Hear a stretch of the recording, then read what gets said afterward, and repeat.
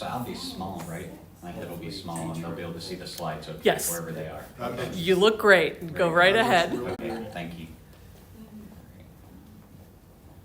Well, good morning. I'm Kevin Long. I am a member of Market Square Presbyterian in Harrisburg. I'm also pastor of a new worshiping community within the Carlisle Presbytery called Intertwined.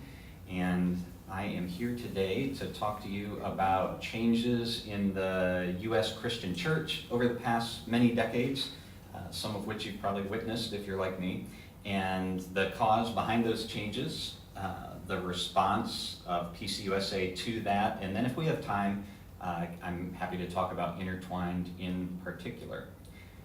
I'd like to start by getting feedback or ideas from you.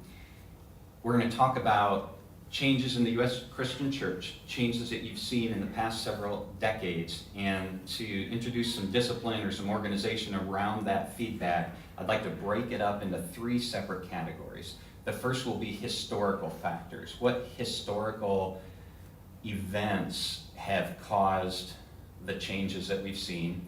Then we'll talk about societal factors, what changes in society, and then church factors. And then I'd like to get your initial ideas about how we should adapt to the changes we've seen. First though, I guess I should ask, what changes have we seen in the past several decades in the U.S. Christian church?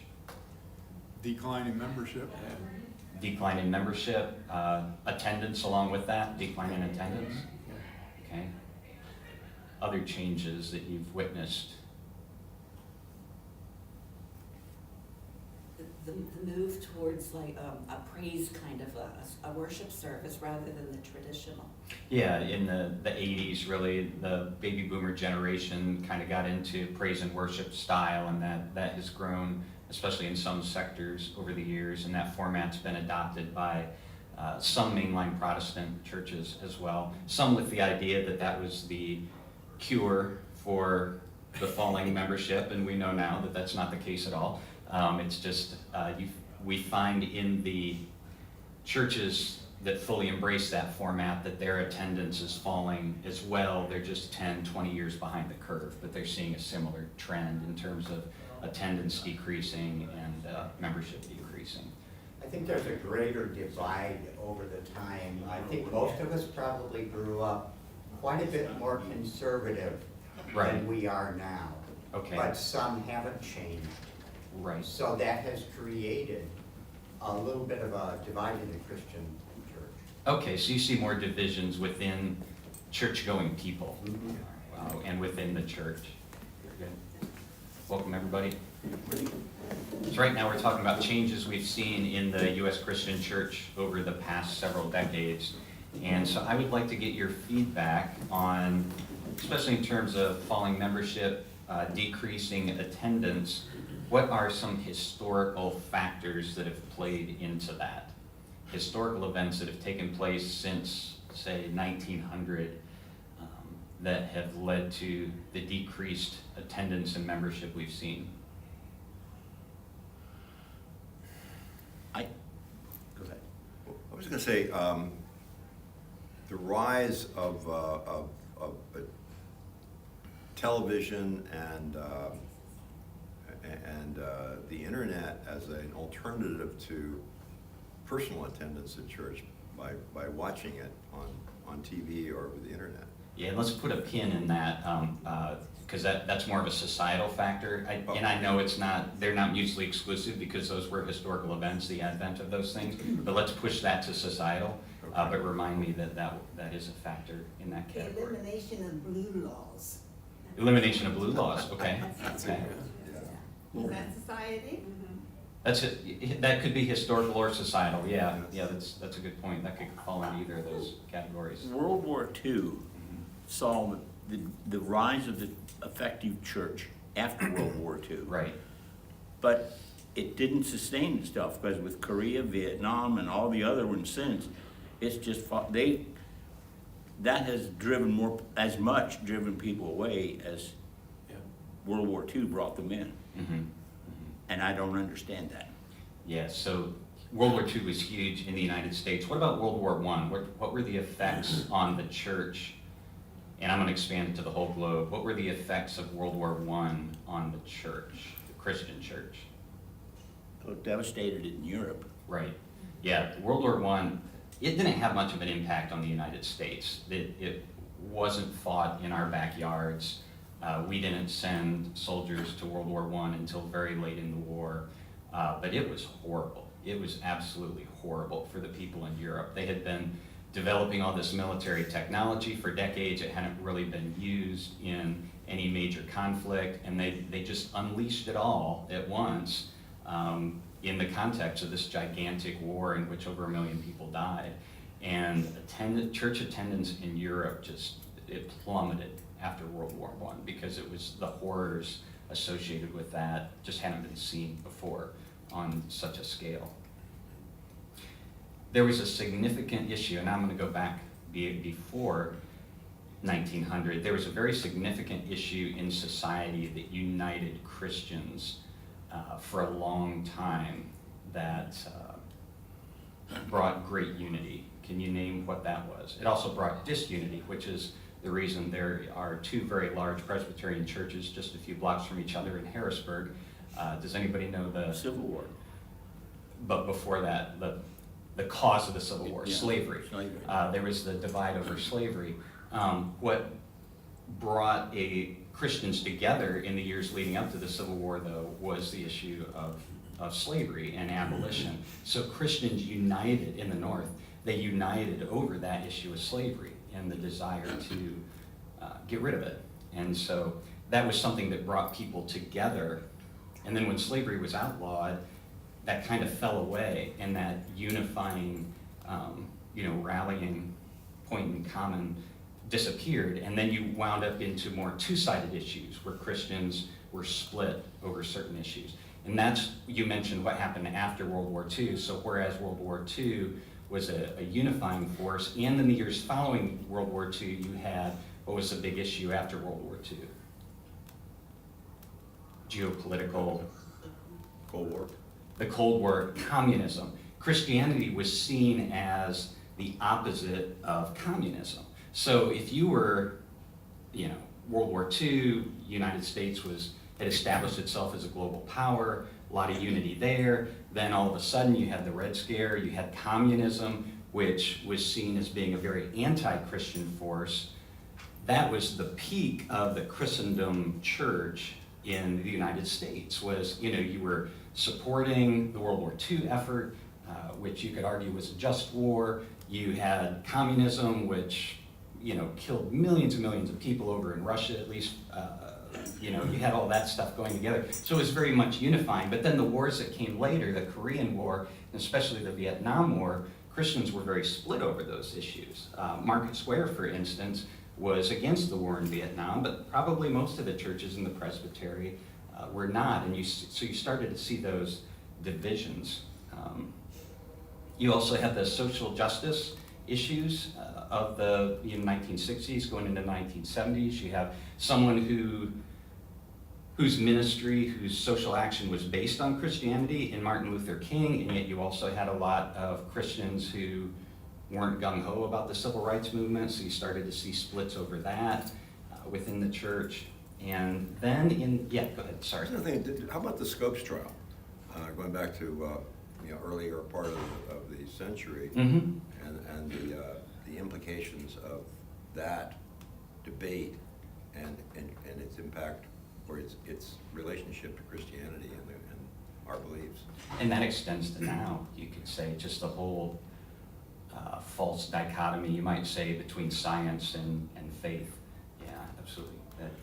You keep talking around it, but we all go back, it keeps going back to the slavery issue and the us versus them. Mm. All that you're talking about keeps going back to that issue. We cover it different names, now you have white nationalism, etc. But it's all us against them, whatever group us is.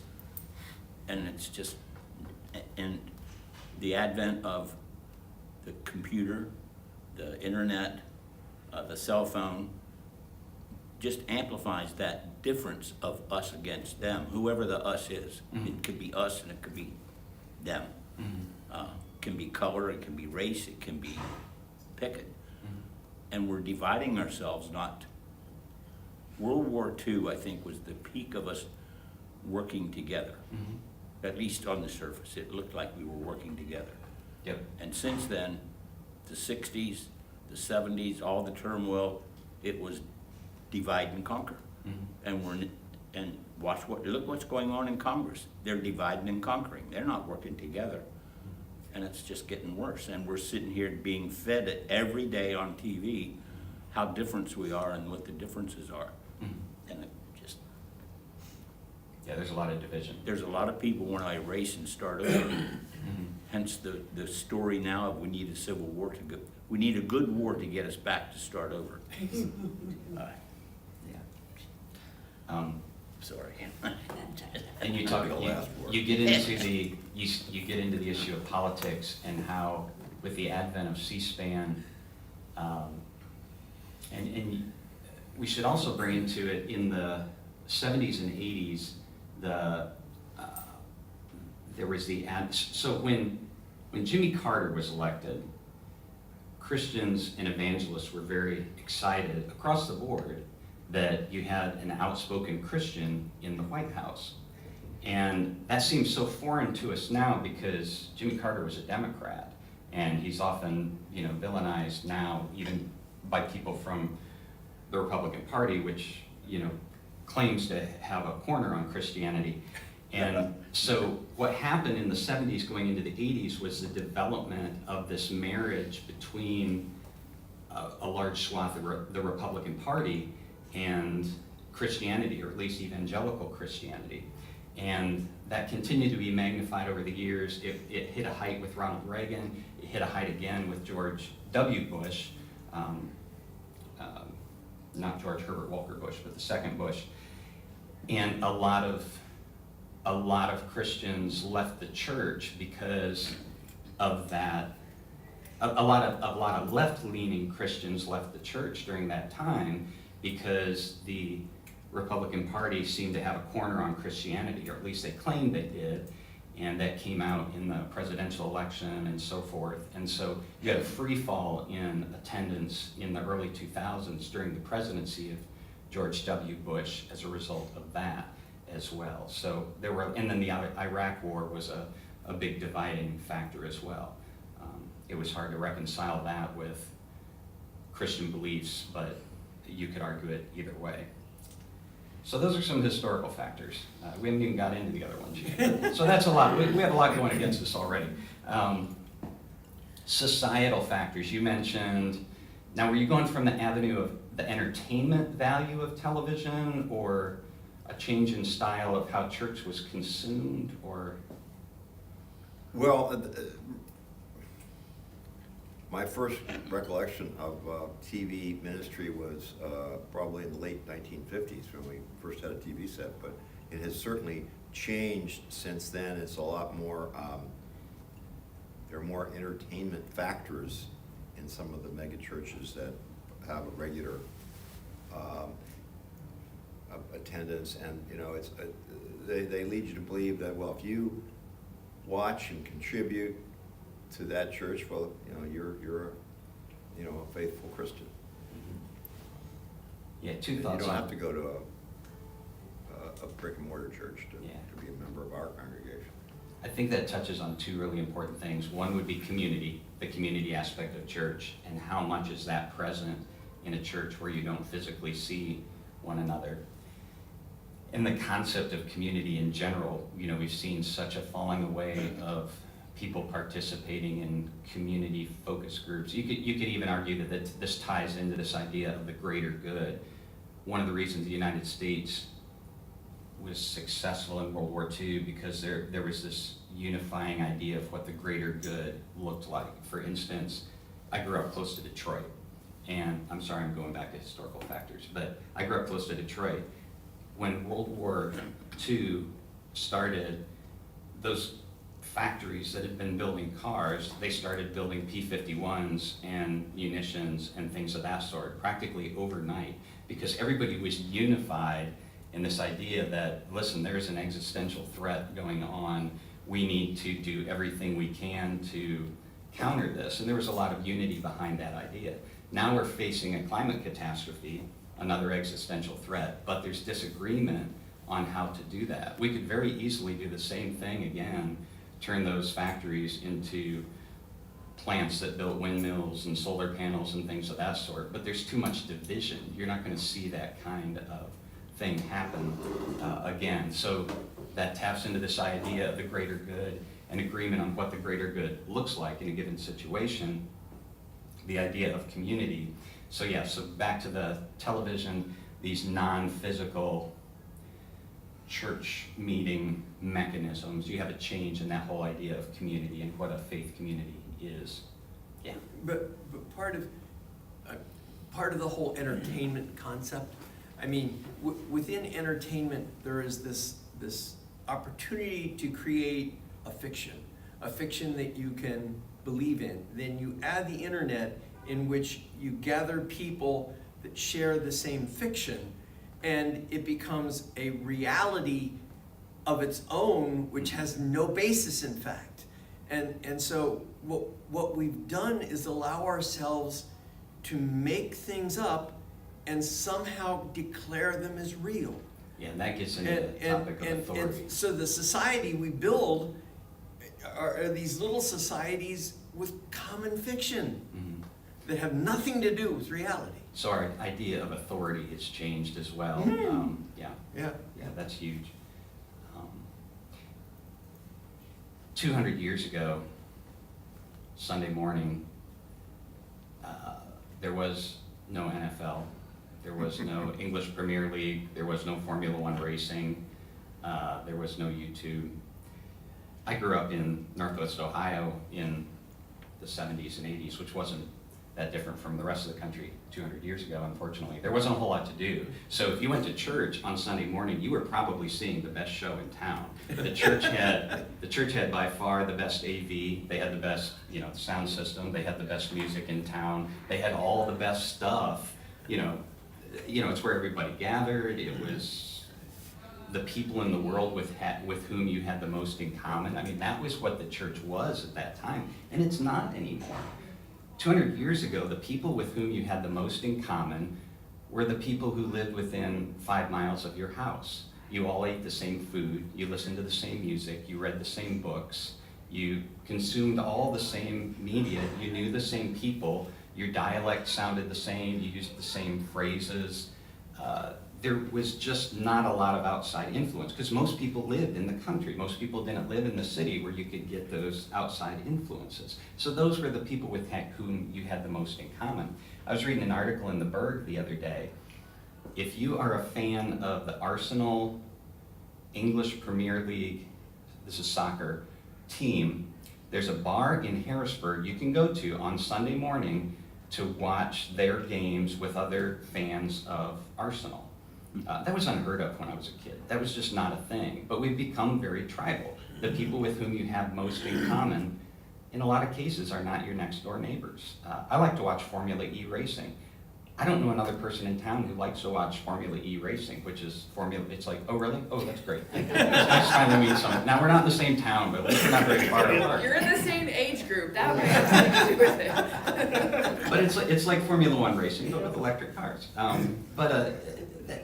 It's so different. And so, we used to build, your church used to be a hub for people in your, for the people with whom you had the most in common. And now we have people driving from all over the place to find the church where they can find people with whom they have things in common, and neighborhood churches in a lot of cases just aren't neighborhood churches anymore because it's not the people from the neighborhood who go to them. Market Square, where I go on Sunday mornings, is an example. We get people who, for various reasons, we have a breakfast for the folks who live immediately in the neighborhood around Market Square, but they're not typically like the church members. They're people who come for breakfast and some stay for the worship service. But anyway, I'm getting off task here.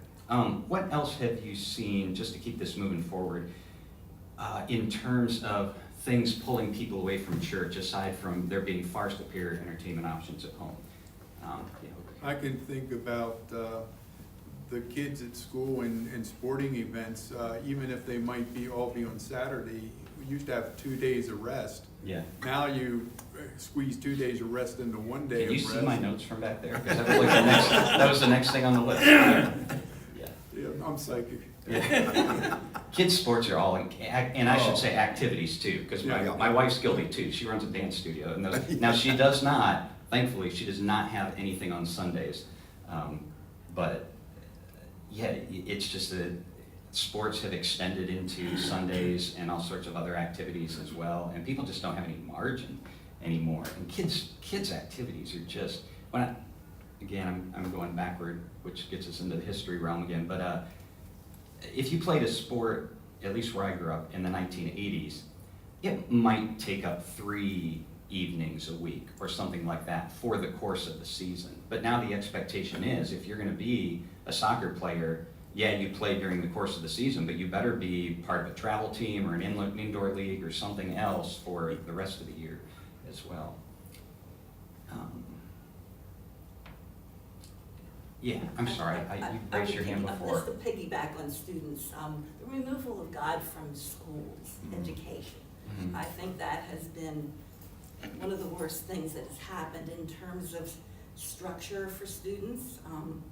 I know when I went to school, we had assemblies, and we would sing Faith of Our Fathers. We would have Thanksgiving assemblies. We would have Christmas assemblies and things like that. I'm a retired school teacher, and I think when I first started, which was back in the late 60s, there were minimal types of assemblies like that, but it gradually has just all disappeared. The saying the Lord's Prayer, when you did the pledge to the flag, the removal of God from education has left a really big hole, I think, in our young people. Okay. You raised your hand. No, I was thinking the same thing about, I can remember reading the Bible and some, but I think that was in a private school, not rather than a public school. No, I read it in a public school. Public school as well. Yep. So you think that mandated Christianity led people to be Christians? I don't know if it was mandated or No, not. but it was there in front of you. It was in front of you. The students, It was the norm. if it was the norm, if Yes. they wanted to question it, they questioned it, but, just that left a big hole. Okay. And in terms of, responsibility, in terms of discipline, in a lot of ways, I've seen education just kind of go in the wrong direction, because I go back to that. Yeah. Well, I think that's a consequence of our society becoming more diverse. Yeah. And us recognizing, and if you look at Hershey, how it has changed in the years that we've been in Hershey, when we had the chocolate company, and this church, in fact, reflected that. It was pretty much upper class white. And now we've got a mosque in Housetown that if you go there on a Friday, you see people from all over the world attending that mosque, many of them from the Med Center, and to continue to project Christian practices in schools, just it makes those people feel as outcasts, and I think we need to be more welcoming. And I think one of the reasons that our 2 daughters are now unchurched are issues like that, because they saw the church as being rejecting people that they felt, if we were to be Christ-like, we should be opening our arms to, like the LGBT community and things like that. And they said, we don't want to be a part of an organization that sets those kind of barriers to people. Yeah, there's a narrative in America about what Christianity looks like or consists of, and one of the reasons that people like your kids apparently have left the church is because they don't subscribe to that narrative. If they embraced a Christianity that supported people of color, people from diverse backgrounds, people who are LGBTQ, and the dominant narrative is that, those issues aren't important, or those people are, living a sinful life or something like that. Yeah, a lot of people have left the church for It's that the us reason and as them. well. They're different, therefore you can't be part of me. Mhm. Let's move on to church factors, and this is a little bit uncomfortable. I'm a very churched person. I grew up in the church. I love church buildings. Got here early so I could look around because I hadn't been to Derry before. I love church music. I love singing in parks. So it's hard to talk about the things that we've done as the church that have driven people away, but we have done some things. So if you're comfortable sharing what you think some of those things might be, that's what this slide is for. And we could point to the last thing that we put under societal too.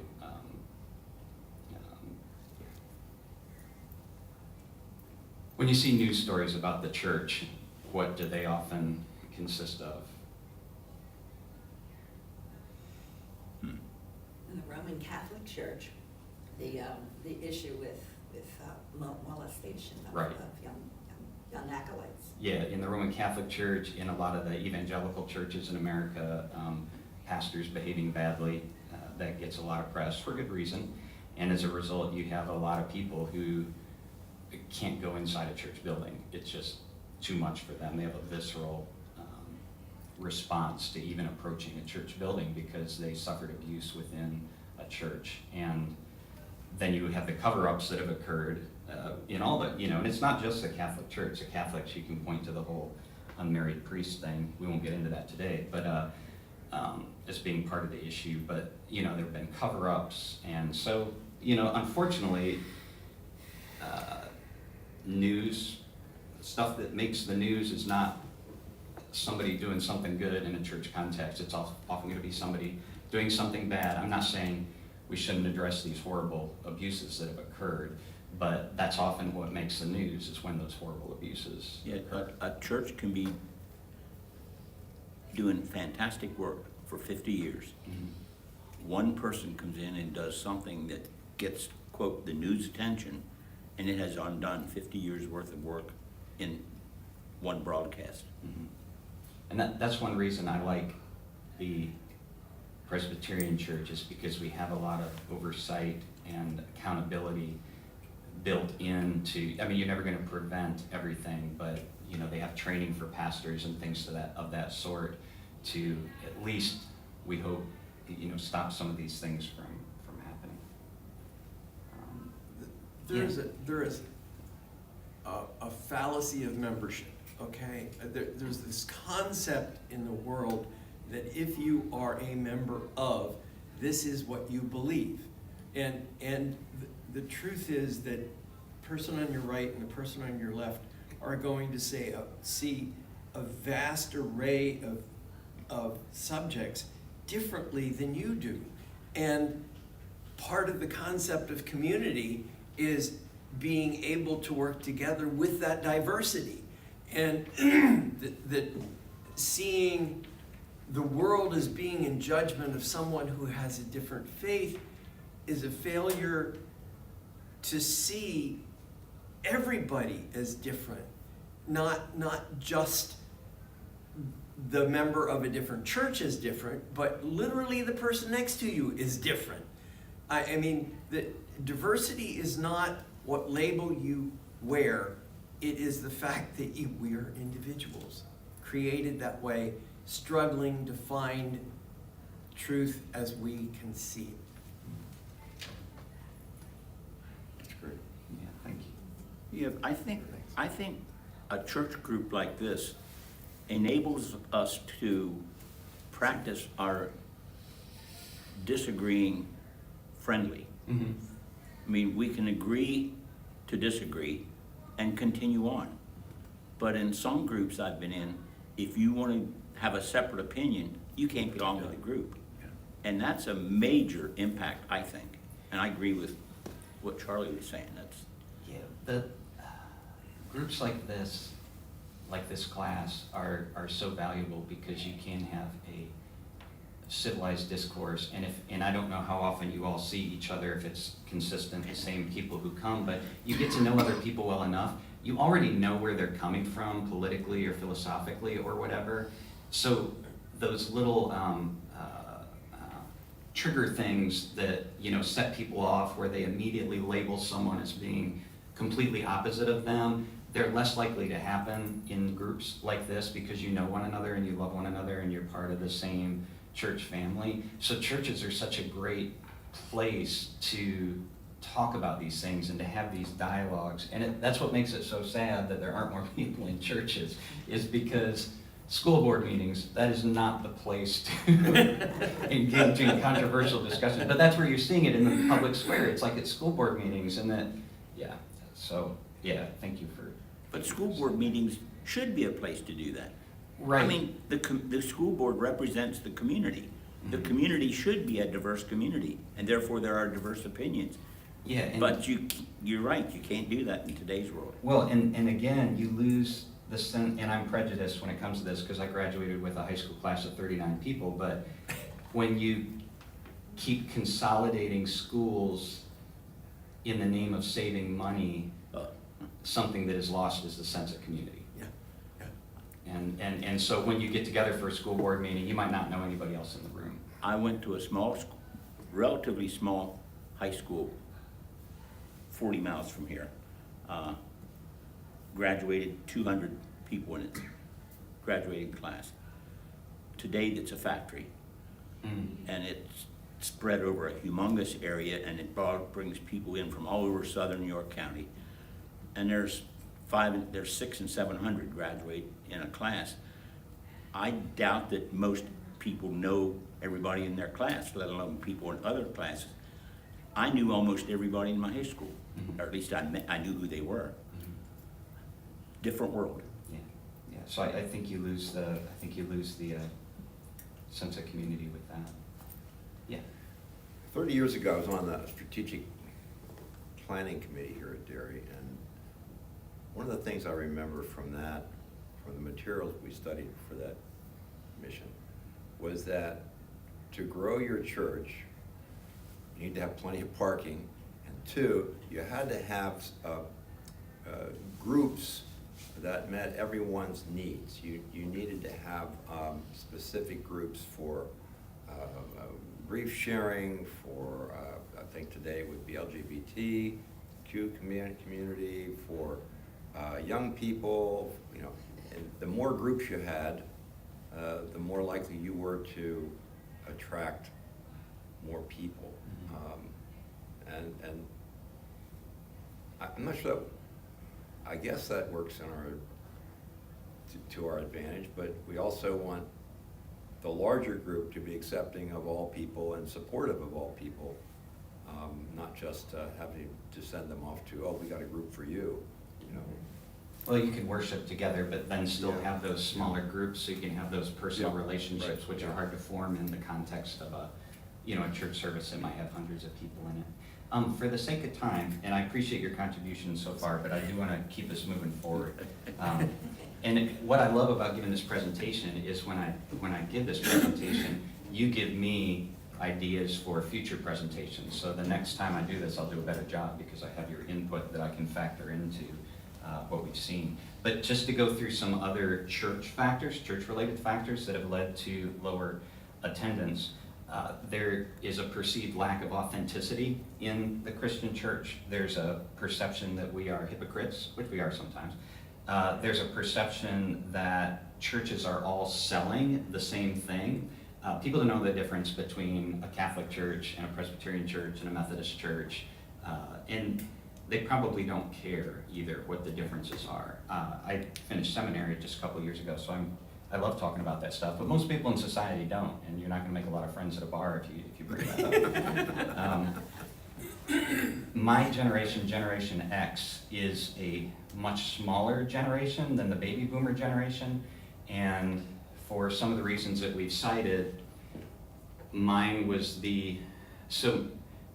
generation kind of attended church, those of us who went to church at the tail end of Christendom, so we took that in, but there weren't as many, so those of us who stuck with the church, and a lot of people from my generation left the church for the reasons we've already named, those of us who did stick with the church were just a smaller generation, and we had fewer kids. So you would expect there to be a decrease in membership and attendance just based on that one fact. So you need to look at the generation sizes as well. The church is not known for doing Jesus-y things. To most people who go by, they just see this pretty old building that is like, you know, they perceive it as like a country club for the people who go there on Sundays, but they don't see what it does in the community. We just don't always do a good job, and part of that is because the Bible tells us, you know, not to toot your own horn, basically, and but in some cases, it might be good if we let people know what we were doing. The church has come to be kind of bad at lament and sorrow and allowing space for that. If you don't come in on Sunday morning in a good mood, we don't really know what to do with that, and you might not. It might be hard to come to church on a Sunday morning, and churches should be good at that. I mean, there are whole swaths of the Hebrew Scripture devoted to lament and sorrow, but especially, and I think that's more true in like the praise and worship style services that might be a hard place for someone to be if they're in a state of lament.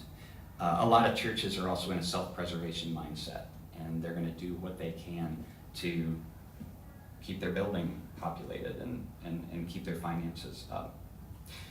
So the story in the United States is not the story of Christianity in the whole world. What's going on with Christianity in the rest of the world? Yeah, in a lot of places it's going up. It's the fastest growing religion in the world. And in what parts of the world is Christianity growing the fastest? I'd say third world countries. Yeah, what they refer to as the global south. And you can point to, I could give a whole presentation on the reasons for that. I think part of it is that we as affluent Americans have a hard time relating to the message of Jesus, because the message of Jesus is first and foremost directed at the marginalized and not at the powerful. And we are powerful. And so a lot of people, I think, reject the message of Jesus because it tells us that to do things that aren't really fun in terms of consuming and what we term enjoying life and so forth. So I think Jesus gives hope to people in the third world who are marginalized people, because the message of Jesus is targeted toward them. So anyway, it's not all bad news. I have a whole bunch of slides on this one book. It's called The 10 Temptations of the Church, Why Churches Decline and What to Do About It. And this is gonna sum up the next several slides, because it has 10 chapters devoted to these various things. But essentially, in a lot of cases, we're self-sabotaging ourselves to maintain what we have, even though deep down or subconsciously we know that what we're doing is not going to bring in new people. But the church does a lot of things to keep new people from coming. And I apologize for taking so long with the initial present. This is actually like a 3-hour presentation that I just kind of skip around in, based on that. So if you all had just looked at me with blank eyes during the early part of this hour, I would have gone through those slides but one by one. But thankfully you didn't. So that's just insurance for me. How has PCUSA responded to all these trends in the Christian church in the United States? They look at the fact that churches are often in the business of self-preservation and selling the same thing. And I hate using that term, but really what does make Derry different from Market Square, from Christ Presbyterian, from Camp Hill Presbyterian? People don't know, and so they kind of just glom everything together. So what PCUSA realized was maybe the peak of the church in the United States did not occur in the 1950s and 1960s. Maybe that was just the tail end of Christendom, which began with Constantine, and maybe something else needs to happen. If you look at the tradition that we come from. It's the Reformed tradition. We're always supposed to be reforming, but we have a great resistance to that right now. And so what they decided to do with the 1001 New Worshiping Communities program was to move forward in a different way. So based on what we've talked about so far, what ideas do you have about how to address these changes that we've seen occur? What should we do to change things for the better, to increase our attendance, or to reach out to people who are unchurched or de-churched? Any ideas so far? Well, I have a lot of ideas for you, so I'm just going to go right on. I'm going to talk a little bit about my call, about 1001 New Worshiping Communities, and if time allows, Intertwined, which is a single instance of one of those. In December 2020, I retired from a 20-year career in cybersecurity. I really enjoyed that field. It's a great field to work in. If you know a young person and they don't really know what to do with their lives, you might want to steer them in that direction, because there are a lot of opportunities, a lot of chances to travel and do cool things. But I had served in a variety of different roles in the church over the years, but I had one of those middle of the night wrestling matches with the Holy Spirit where I was told to go to seminary, which seemed very strange because it doesn't represent a very sound career path when you're doing well. And so I didn't even know where the seminaries were in the area. I was like, okay, I know there's one at Princeton and the one my sister went to up in Boston, but I didn't know where a lot of seminaries were. So I look online and I find that there's a seminary in Lancaster Theological Seminary, and they had a weekend program, which was great for me. So you go to class from 6:30 to 9:30 on Friday night, you stay overnight in the dorm for a somewhat reasonable price, and then you go to chapel at 8 o'clock on Saturday morning and class from 9 to 12. It takes 4 years instead of 3, but that was good for me. I had a middle school daughter at home and a job that I wanted to hold on to for as long as I could. And so I applied for the weekend MDiv program at LTS, and I didn't really know where I was headed in particular. I was a Methodist at that time, and I knew I didn't want to be a Methodist pastor. But somewhere along the way, for various reasons, we wound up attending Market Square Presbyterian and found a very nice home there. I was able to get over some very dated concepts of Presbyterianism that I had in my mind that went back to like my grandparents' Presbyterian church and so forth, and found a lot of space within Reformed theology, and am very glad to be Presbyterian now. So then I thought I was going to be a Presbyterian pastor, because that sounded much better than being a Methodist pastor where you just get moved all over willy-nilly. Well then, a couple years into seminary, I had another middle of the night wrestling match, and this time I was told that I needed to start a new faith community, which is something that unfortunately they don't prepare you to do in seminary. And it was a community where we would explore the intersection of faith and ecology. And so that's what was laid upon me. And so I spent the last 2 years of seminary and then the over a year since then trying to figure out what this should look like. I had watched for years people from my generation leave the church for various reasons, a lot of them good, but they fell away from the church, and they were good people. They were people who were attracted to the message of Jesus, but they couldn't find a church home. And so often what you see when we talk about church growth, we're just poaching members from other churches or from churches that are closing. And so I really, with Intertwined, that the call on my heart really was to reach out to those people who don't have a church home, who don't want to go to Market Square Presbyterian, which seems crazy to me because I think Market Square is a great place, but for whom that just doesn't resonate. So that was what was put on me. Cheryl Galen, who was our executive presbyter at the time, introduced me to 1001 New Worshiping Communities, which I'd never heard of, but it's an initiative begun in 2012. There are over 750 New Worshiping Communities now across the United States. I went through their Discerning Ministerial Leadership Program in February of 2022 to make sure I wasn't just crazy coming up with this idea. And for better or worse, they thought it was a sound idea and that I was a good fit. And so I began their apprentice program in September of 2022. I'm going to skip through some slides just to get to some numbers about NWCs. So this bucks the trend of poaching members from other churches, or at least from other Presbyterian churches. Because 78% of members of new worshiping communities, or NWCs, were not attending a Presbyterian church before. We're truly bringing in people from other places. A lot of them are unchurched people, which means people who didn't just leave the church. Those are the D-church. These are people who never started, just never attended church, which is fascinating.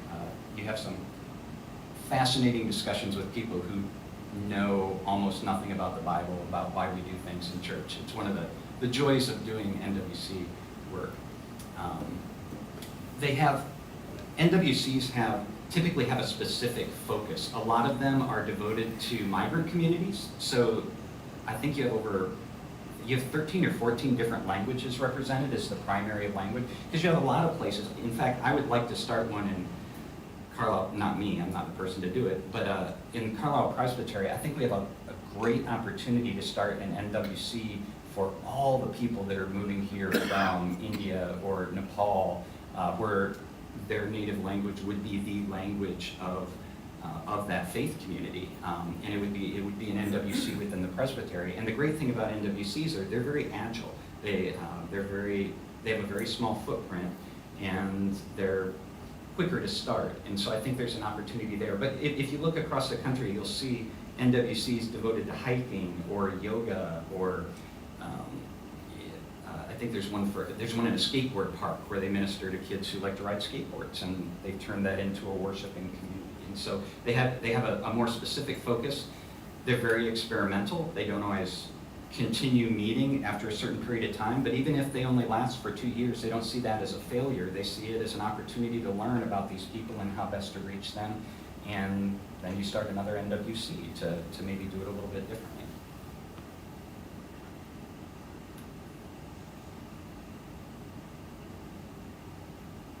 I'm going to skip through some more. These are really good quotes, by the way, but we just don't have time for them today. Is this strictly a Presbyterian NWC movement? Yes. Well, 1001 New Worshiping Communities, yes, is an initiative of the PCUSA. In the Methodist Church, they call it Fresh Expressions. I think probably a lot of the mainline Protestant denominations are doing things like that, whether they have a specific name for it or not.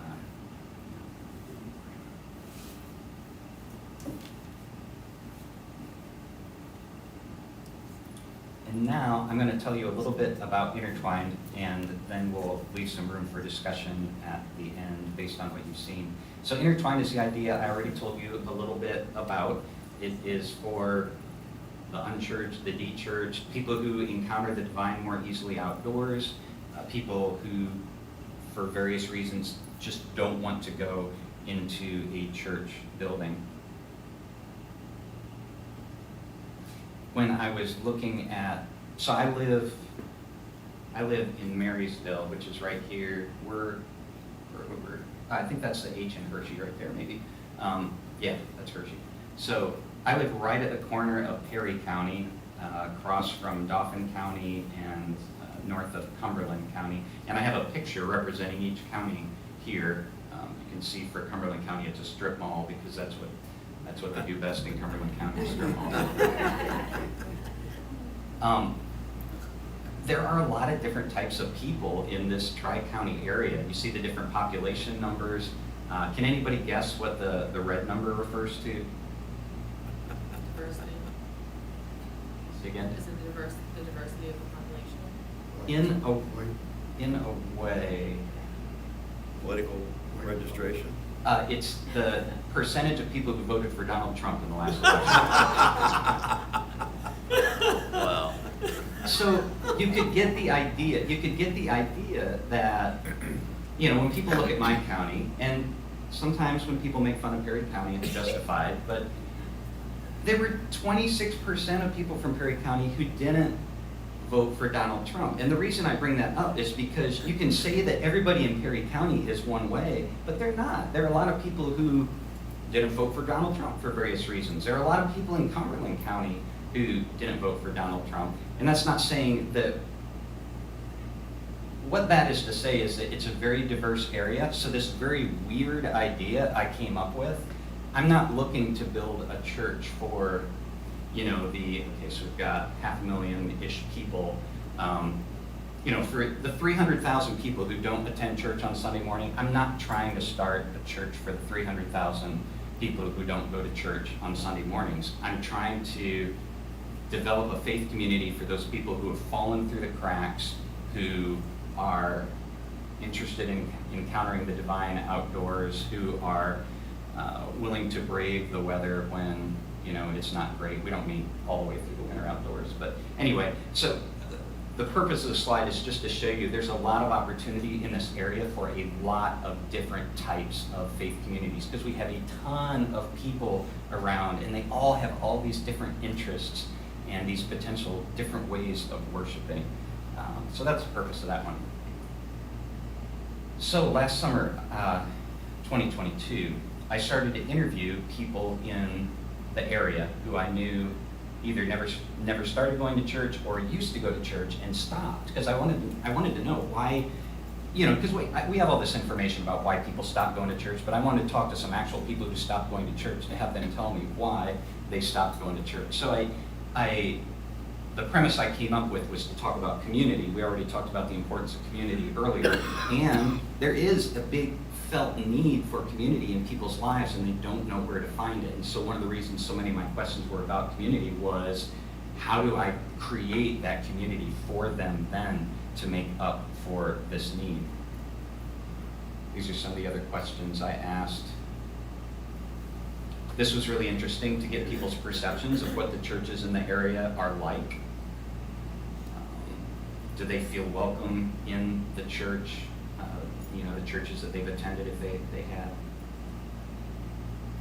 So we started out talking about community. We wound up talking about faith journeys a lot, which was really interesting. And sadly, a lot of times we talked about why they left the church. Those were a couple examples of people who I interviewed. We won't go into. So I started an Instagram account when I was still in seminary in February of 2022, just trying to start to build an audience around people who might be attracted to the message of Intertwined. Started a Facebook account, a Google group, Instagram. Medium is a blogging platform. It's a place where writings can live. So initially that was the webpage. It continues to be where the sermons, or I call them reflections, are delivered in written form anyway. The audio version goes to a podcast. The video version goes to YouTube. Got a TikTok account, even though I don't like TikTok. It's just something you have to do these days, I guess. And then this is the website for Intertwined. So all these things, I launched them over the course of the summer and the fall, because when I started, there were 0 people in Intertwined. It's like, how do you let people know that this thing exists, and how do you get the word out, and how do you attract people there? So that was the first step, was just developing this online presence. Then it was like, we have to decide what the worship looks like. So I knew we weren't going to have a building. Found a place to meet. Thankfully, I talked to the city of Harrisburg. There's a grove of trees on City Island. If you've been to a Senators game, you go up the hill from the parking lot and the ballpark's in front of you. You go left toward the train station and the carousel. There's a grove of trees in that bend of the drive over there. And people bring camp chairs and we set up in a circle. So if you look at just the 4 general categories of our gathering, you have the gathering, the word, the response, and the sending. The exact same as you'll find in most Presbyterian churches.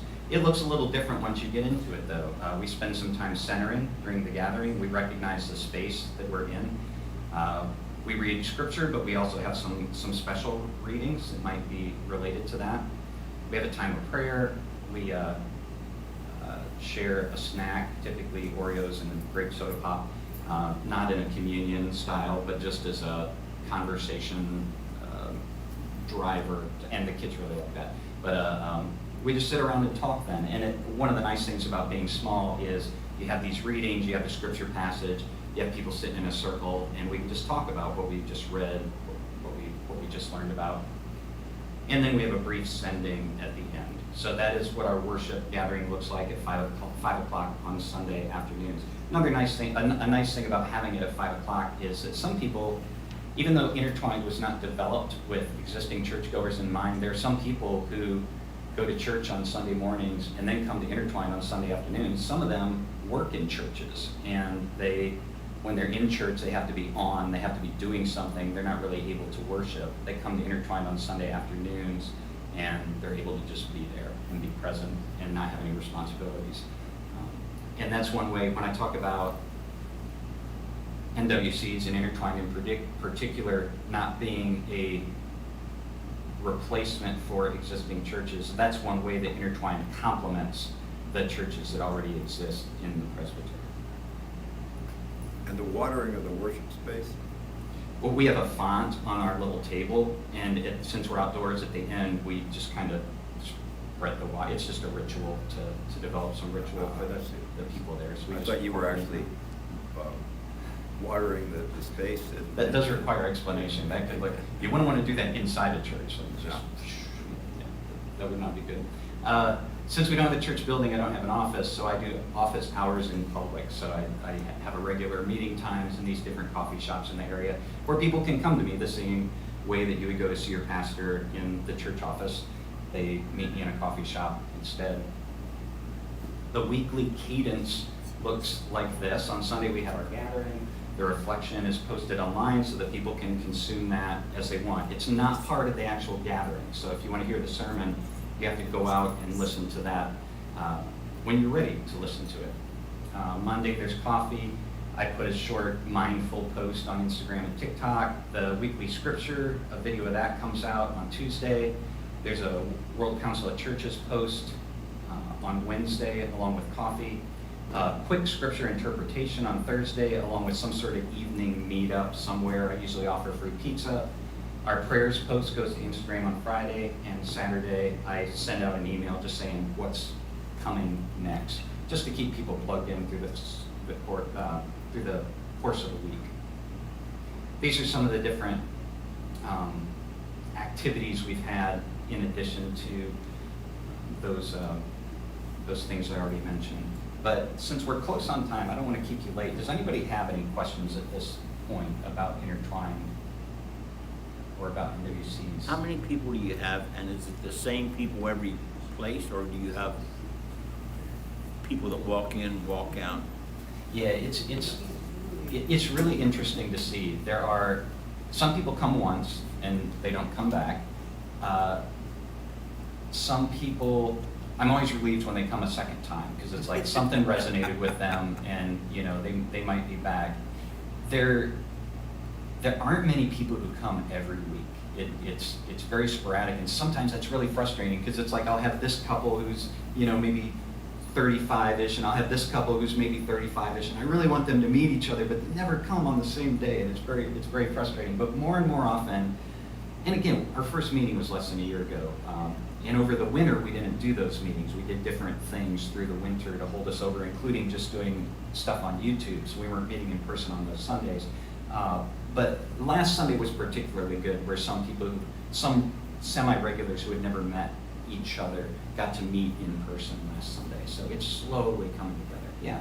I'm just curious. I have a lapsed Catholic daughter-in-law who I think feels she was forced to go to Mass when she was a kid and forced to go to CCD.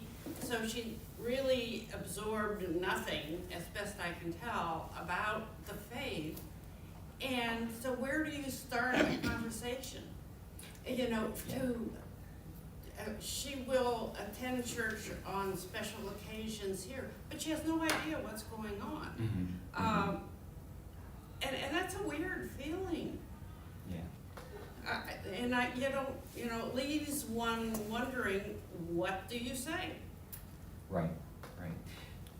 And okay, they're not leaving yet. I just want to be sure to say goodbye to the folks who are just online, because I think the video cuts out after that point. So thank you for joining us. Our worship. So I was at Market Square maybe a year and a half ago, and there was a young couple sitting in the row in front of me, and the pastor asked they were doing the scripture reading, and they said, and they were doing the New Testament scripture reading, I should point out. And they said, turn to page 26 in your pew Bible, and we're going to read this passage from Matthew.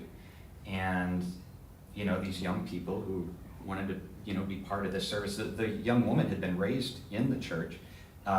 They turned their pew Bible to page 26, and the words are completely different from what the pastor's saying, because the pastor was reading page 26 in the New Testament, and they turned to page 26 in a book the way that you do the way you would expect someone to do. It just showed me, it's like, there are people who are completely uninitiated. If they go into Market Square on a Sunday morning, they have no idea what's going on. Everything sounds foreign. And that's hard for me. That's one of my blind spots, is I'm such a church person.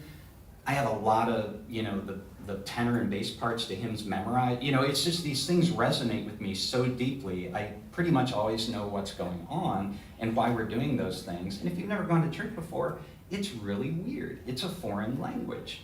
And we don't really acknowledge that in our churches. We don't do a good job of saying what we're doing and why we're doing it. And that's because it's boring for us. We already know, us regular churchgoers, like, why on earth would you say to turn to the second page 26 in the Bible instead of the first one? You should know how to find Matthew 2 on your own. So Intertwined, the way it's set up, you really don't need any requisite knowledge to participate. Centering time, you just sit, you put your feet firmly on the ground, close your eyes if you're comfortable, relax your shoulders, and just breathe. You recognize the space around you. We're sitting in the middle of one of the oldest rivers in the world. We're surrounded by trees that are hundreds of years old. God has given us this place and this space to be together on this very special occasion. We do readings. Before we read a passage from the Bible, I always try to provide some context about what's been going on. You don't want to launch right into Ezekiel without any background knowledge for people who've never read Ezekiel before and don't know who Ezekiel was. And so I try to do that. But I'm